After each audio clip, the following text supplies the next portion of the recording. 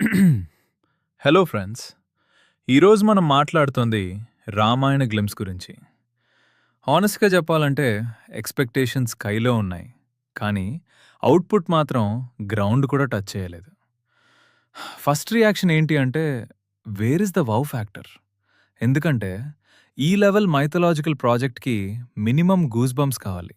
కానీ ఇక్కడ goose bumps కాదు, స్లీప్ వైబ్స్ వచ్చాయి. ఫస్ట్‌గా బీజీఎం గురించి మాట్లాడితే బ్యాక్‌గ్రౌండ్ మ్యూజిక్ చాలా పాలగా ఉంది. సీన్స్ ఎలివేట్ అవ్వాల్సిన ప్లేస్‌లో కూడా BGM zero impact. Mythological cinema అంటే పవర్‌ఫుల్ మ్యూజిక్ ఉండాలి. కానీ ఇక్కడ సౌండ్ ఉంది, ఫీల్ లేదు. Next visuals. కొన్ని షాట్స్ చూస్తే టీవీ సీరియల్ వైబ్ వస్తుంది. బిగ్ బడ్జెట్ సినిమాలాగా అనిపించాలి. కానీ కొన్ని ఫ్రేమ్స్ చూస్తే డైలీ సీరియల్ ప్రొమోలా ఫీల్ వస్తుంది. అవును, విజువల్స్ ఆదిపురుష్ కన్నా కొంచెం బెటర్ ఉండొచ్చు.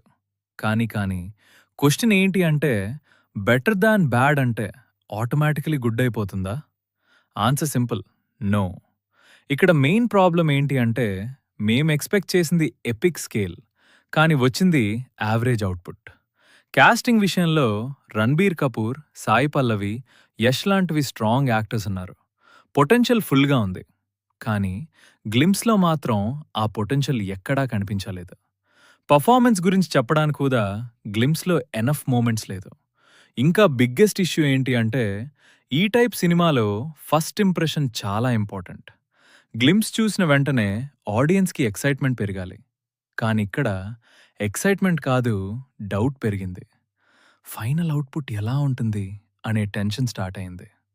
ఓవరాల్‌గా చెప్పాలి అంటే రామాయణ గ్లిమ్స్ డల్‌గా ఉంది. టెక్నికల్‌గా ఇంపాక్ట్ క్రియేట్ చేయలేకపోయింది. వౌ మూమెంట్స్ ఆల్మోస్ట్ లేదు. ఫైనల్‌గా ఒక లైన్‌లో చెప్పాలి అంటే హై ఎక్స్‌పెక్టేషన్స్, లో ఇంపాక్ట్. కానీ ఇంకా హోప్ ఉంది. ఫైనల్ మూవీలో ఇంప్రూవ్‌మెంట్స్ వస్తాయని. అప్పటి వరకు ఎక్స్‌పెక్టేషన్స్ కొంచెం తగ్గించుకోండి. Thank you.